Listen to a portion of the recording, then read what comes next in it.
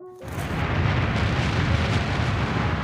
had a major eruption occurring at 8:32 approximately this morning on Mount St Helens. It does appear that the northwest flank of the mountain seems to be gone.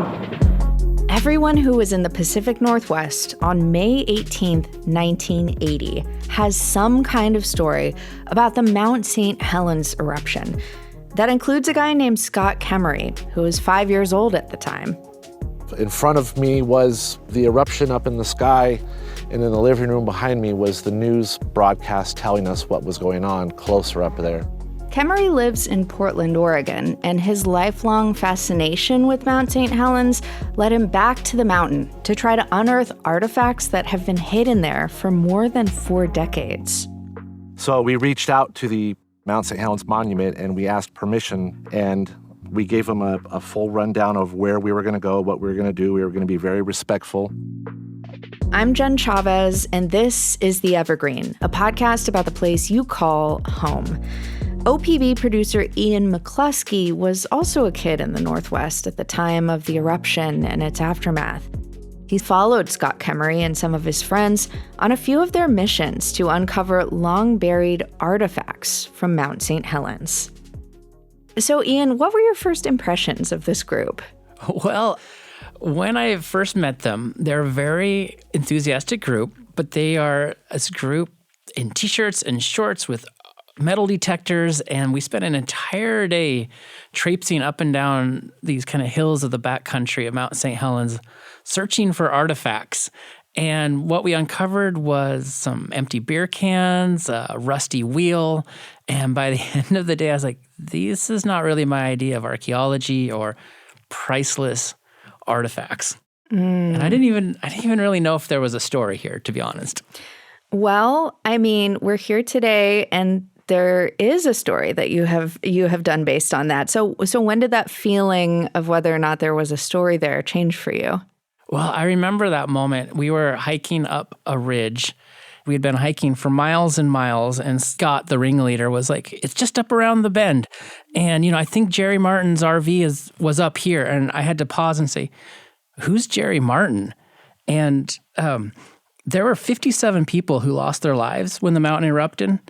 And I'd heard of David Johnston, the geologist, and the innkeeper, Harry Truman, but I'd never heard about Jerry Martin. Everything I've ever read ends with no trace of Jerry or his RV was ever found.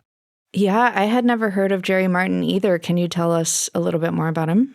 Yeah, a quick background. He was 64. He was a Navy veteran who had been trained as a radio operator.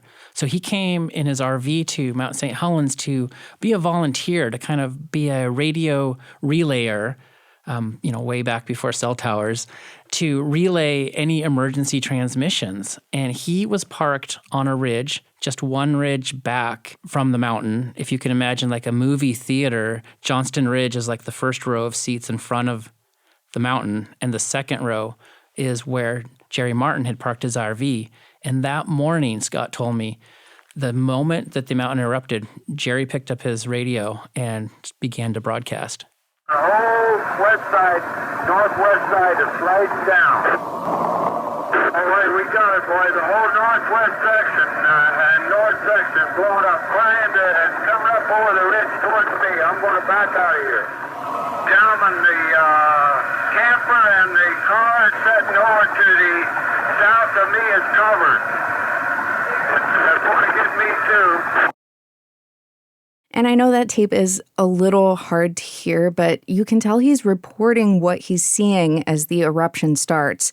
And then he says, I'm going to back out of here, before realizing that's not going to be possible. He says he can see that the camper and the car sitting to the south of him is covered. And then he says at the end there, it's going to get me too. It is so wild to hear him have this realization in the middle of this radio transmission that he's not going to make it. So, Ian, what did happen to Jerry Martin? What he's seeing is a massive pyroclastic flow heading towards him, racing towards him. And a pyroclastic flow is the mountain releasing this like tsunami of superheated gas. It's traveling, at a high speed, faster than a car can drive, at temperatures that are just searing, that are just scalding everything, kind of eviscerating everything in their wake. Gosh, I mean, that sounds so scary. That sounds like nightmares that I've had, honestly. It's incredible just to think of the people like Harry Truman, David Johnston, and Jerry Martin watching this coming straight at them. And for that reason, Scott has just had this deep respect for Jerry Martin and what he did that morning. What he did was a big deal, not just helping warn the valley down below that there was an eruption coming, but scientifically they were able to figure out the speed of the eruption, the surge, by his narration. And so Scott's been kind of on this quest to try to locate where Jerry was that morning. We have the broadcast, but we don't really know where he was, and Scott wants to go find that spot. Yeah, and while you were out with him and his friends, he did find something, right? Yeah, he, up on the top of this ridge, kind of in plain view of directly in front of the open chasm that is the Mount St. Helens crater, he found this rusted engine kind of barely sticking out of the weeds. And it was rusted and it had clearly been there a long time. Mm-hmm. And since then, since we've published the story and people have seen the video, folks that have seen the documentary and commented on the YouTube say that it is probably a diesel engine from a piece of logging equipment. It probably is bigger and more powerful than an RV engine. But it was pretty exciting to be there and to think, maybe this is something. Maybe this is part of the story. Yeah, and I mean, either way, it seems like it set you on a path of learning more about two more people who died that day on Mount St. Helens. Absolutely, yeah. So can you tell us a bit more about the innkeeper you mentioned, Harry Truman? Well, it's not the former president, Harry Truman. Right. Also not Sheriff Harry Truman from Twin Peaks. I love you, Sheriff Truman. Oh, nice Northwest reference. Thank you. This Harry Truman was an old guy in his 80s. He operated a lodge up on Spirit Lake, which was right at the kind of the base of Mount St. Helens. And before the eruption, Spirit Lake was a really popular, beautiful recreation spot. There was camping and some summer camps for kids and other lodges. And one of the other lodges was owned by the Smith family. And I got to speak with Mark Smith, who remembers Harry Truman really well. Harry was 82 or 83 at the time, and he'd been up there for over 51 years. And Truman, you know, in his mind, the mountain was Truman, and Truman was the mountain. And if you talked to him in any of that time period, you knew that. But even before the mountain erupted, Harry Truman was a legend in this area because of that. And Harry Truman refused to leave the mountain even when it seemed like an eruption was imminent, right?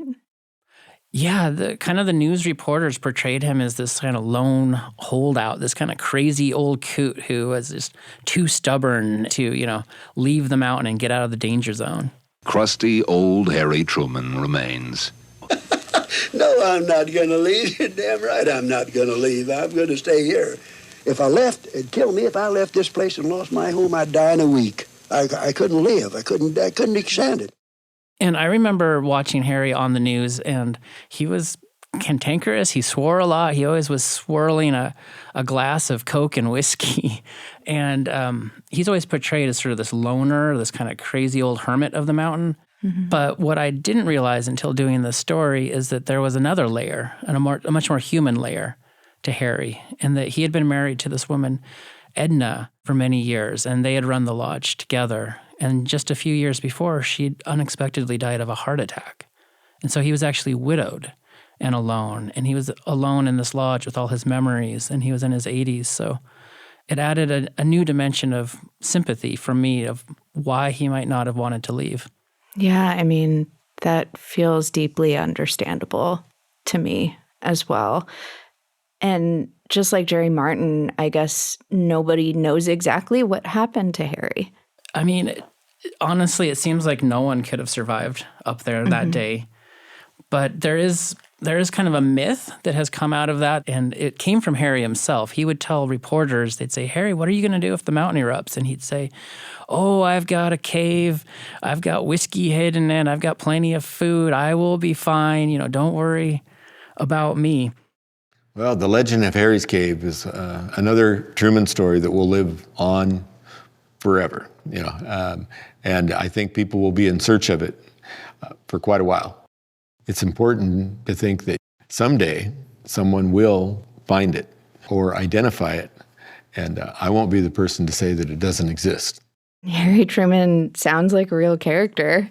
Yeah, I mean, people just loved him. I mean, and even little school kids would connect with him, and they would write him letters. He talked about how many letters he would get from school kids, asking him to leave or concerned about his safety. And Scott, who was just a kid too, remembers the day that the mountain exploded and thinking about Harry. And my dad caught me out on the steps, and he's like, "What are you doing? You're supposed to be in bed." I'm like, "Dad, it's dark out. What's Harry going to do? He's old, and he's probably hurt, and he's by himself. How are they going to find Harry in all this darkness?" And I was only 5, but I knew enough, watching the news all day with all the destruction and all the smoke and everything. I knew it was bad, but now the sun was down, so you just couldn't see how bad it was. And I was worried, how are they going to find Harry's cave? Gosh, I mean, it's kind of sad to think of this 5-year-old who has enough awareness of what's going on that he knew there was a man there that he recognized, that he remembered, and being so worried that something very bad could have happened to him, but also in a way holding on to this idea that he was alive. And I mean, this also seems like a formative memory for Scott in a way, because he's still wondering about that cave 44 years later. He is. And when he's not searching Mount St. Helens, he's back in Portland and he's on Google Earth and he's scouring old records of old mining claims and he's comparing them to the landscape now. And of course, he's like, "Ian, do you want to go on a little expedition to try to find Harry's cave?" And I'm like, "Yeah, of course." As you would. Yep. So we spent an entire day out on the monument hiking, trying to find this spot that may or may not have been Harry's cave. And I mean, I'm pretty used to hiking and being out in the mountains, but climbing and hiking on the Mount St. Helens monument is really grueling. It's the pumice plains are like hiking up and down sand dunes, and there's brush and there's wet spots and there's cliffs you have to scramble. And, we spent the entire day just trying to reach a spot, and eventually we lost light and we had to turn back. So as far as the mystery of Harry's cave, it's still out there. Hearing all this is just amazing to me, how connected people still feel to this story so many years later. I mean, Scott's not the only one. Yeah, one of the most powerful things to me was after we published the video story, seeing the comments come in by the hundreds on Facebook and YouTube, and so many people connecting in so many ways, saying things like, "I was a school kid and I remember the ash falling on my dad's car," or "I was, I lost a friend in that eruption," or "my dad worked for the logging company," or people writing from other parts of the country like Montana talking about how the ash had fallen and they didn't have to go to school and everyone had to wear a mask, and remembering that moment in time. Well, coming up after a break, we'll hear what Ian learned about the man who died on a now famous ridge, a young geologist named David Johnston. In the weeks leading up to the eruption, Mount St. Helens drew a lot of attention because there were earthquakes and some other signs that the volcano was waking up. A lot of people were drawn to the mountain, including David Johnston. He was a young volcanologist with the U.S. Geological Survey, and he'd studied volcanoes in Alaska. He was focused on a growing bulge on the north side of the mountain. Right now, there's a very great hazard due to the fact that the glacier is breaking up on this side of the volcano, on the north side, and that could produce a very large avalanche hazard. This is not a good spot to be standing. The scientists like David Johnston and others convinced the government officials to evacuate the area. They're like, "This is dangerous, get folks out." And so authorities set up what they called the red zone. It was a perimeter around the mountain, and they evacuated it. Yeah, and I mean, of course, that saved a lot of lives. But also, David Johnston continued to monitor the volcano from a spot that was very close to the red zone. Why do you think he stayed? Yeah, he more than anyone, understood the danger of what was possible there. He had commented that it was like a lit fuse to a powder keg without knowing how long that fuse was. And yet he stayed up there. He even went down into the vent, the crater area, to take some samples. And I've talked to folks who knew him, some fellow scientists that were part of that moment in time, and they said they all talk about how dedicated he was to the science. He understood the danger, but as a volcanologist, he was doing what he loved. And I think at the time there was a apprehension, but there was also a sense of, here's our chance, here's our moment. I also talked to another geologist who came to the mountain, Carolyn Dreger. We all wanted some action, I think, and as a geologist, it was absolutely fascinating to think that we might be able to experience a real volcanic eruption. And Carolyn Dreger actually went up to the outpost where David Johnston was stationed on May 17th, just a day before the eruption.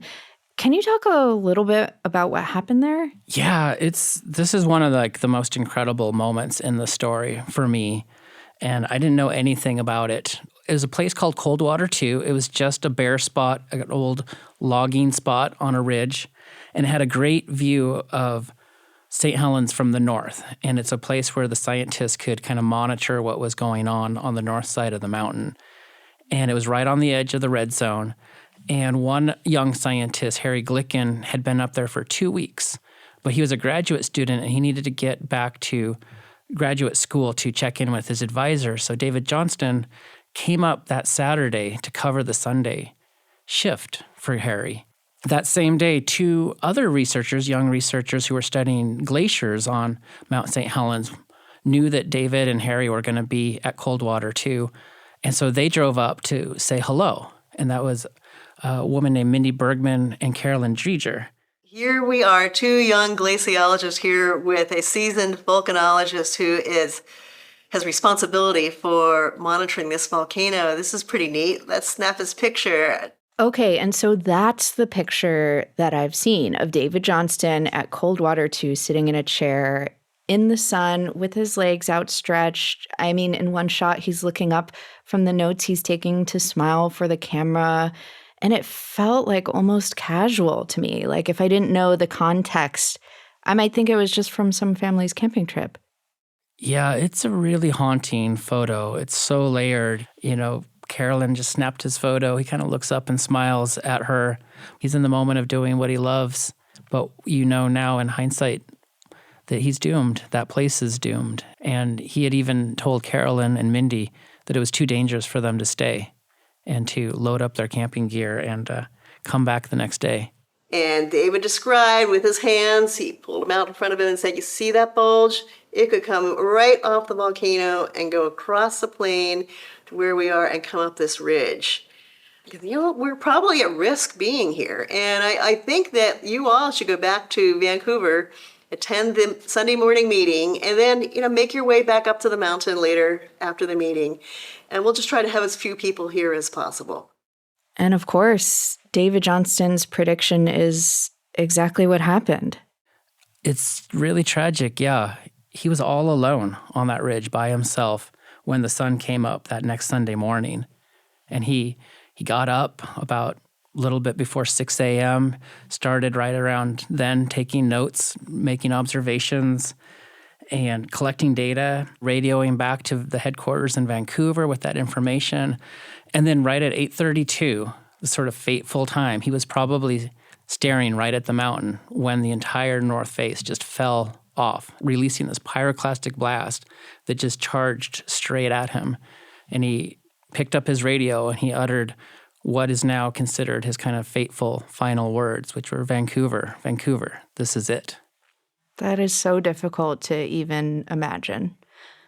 But I noticed that in your story, that audio, his last transmission, you didn't include that. Why not? It's because that last transmission is really sensitive for David Johnston's family, which of course is understandable because it's a record of those last moments of their loved one's life. And that alone would be reason to be protective of it. But unfortunately, right after the eruption, when Mount St. Helens was kind of big on everyone's mind, there was a movie that came out, and the way it portrayed David was not favorable. And anyone who knew him, anyone who had worked with him, and especially his family, were deeply offended. And so ever since, for the last 40 plus years, they've held that recording very, very closely, not wanting it to be sensationalized or exploited by the media. Yeah, I get it. Scott encouraged me to reach out to them, to ask them about it. And so I did. And I connected with David Johnson's niece, and we talked about it. And I told her that my intentions were really to understand David and to understand that moment in time. And she explained the family's concerns. And she agreed to send me part of that recording. And it's the earlier part that morning, right up until that last transmission. And I was so honored that they released that part, because it's a beautiful little window that shows who David was, and it shows the geologist doing what he loved. What are things like up there right now, Dave? Oh, it's very nice. Totally clear. You can see the mountain entirely. There's no clouds. It's about 10 degrees C. Over. Sounds brisk but nice. Any SO2 this morning? No, there's a little H2S coming from here, but nowhere else. Over. This recording came to Vancouver at about 7 a.m., and the mountain erupted about 8:30. So I think what's so powerful about this is it just shows that even someone like David Johnston, who knew the danger, didn't know the exact timing of what was going to happen. And, you have to remember that at that point in the middle of May, the eruptions, the earthquakes had sort of settled down. Even some of the scientists had gone back to the places that they had come from, and there was all these indications that maybe the mountain was going back to sleep. And Carolyn and Mindy were going to just drive back up the next morning and continue their work with the glaciers and take some more measurements. So we had reached the area right around the current exits for Ridgefield and La Center, and one of us said, "What is that happening at the volcano? What are we looking at? I mean, it's this black thing, but it doesn't look like it's coming from the summit. And it's not this clean little upward sweep of a plume. It's north side and it's getting bigger and it's really black in color. What's going on?" And then I think it was Mindy who first mouthed, I think this is probably the failure of the bulge that they predicted. And I think we both said to each other, "I hope that David's okay." Did you get a sense of what it was like for Carolyn Dreger to reflect on this event today, 44 years later? Yeah, I loved sitting down and talking with Carolyn. She had so many mixed feelings and so much layered kind of thoughtfulness about the mountain. She had, when she was younger, she had climbed Mount St. Helens right before the summer before it erupted, actually. And one of the things that really struck me was she talked about the loss, not just the loss of people, but the loss of a relationship with the mountain and the landscape itself. These mountains, we thought of them as eternal. We thought of them as benign, as our recreational sites, as the defining features of our beautiful Pacific Northwest. This felt like betrayal.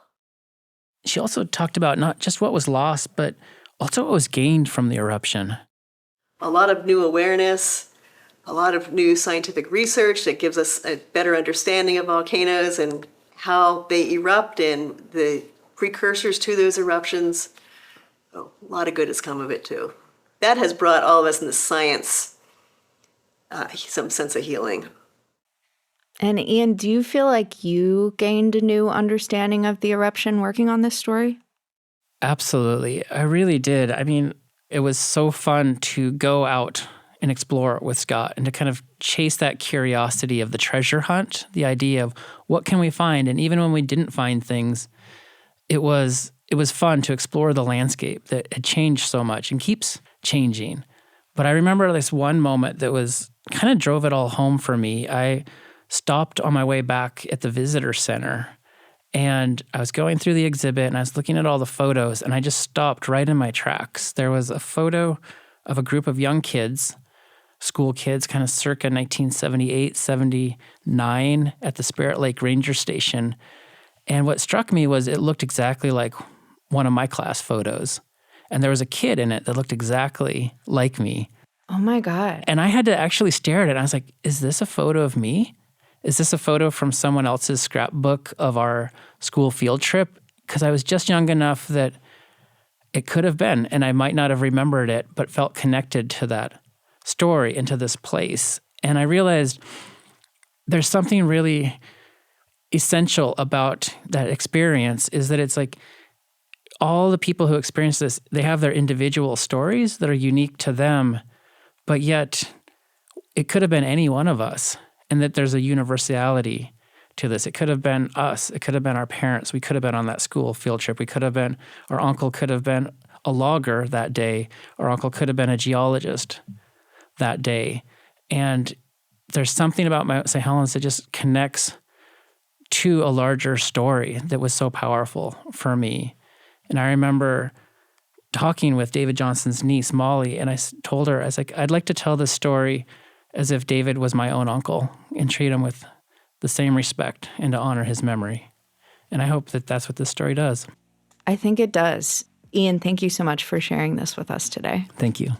You can see Ian McCluskey's Oregon Field Guide documentary, Unearthing the Lost Stories of Mount St. Helens, at opb.org. Thank you for listening to The Evergreen, a podcast from OPB.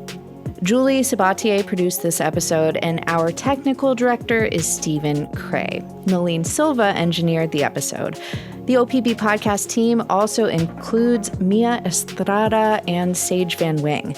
Ian McCluskey and Todd Sonfleeth did the interviews you heard. Our theme music comes from Audio Network. If you have a question for us, please reach out. Email us at theevergreen@opb.org. I'm Jen Chavez. Catch you later.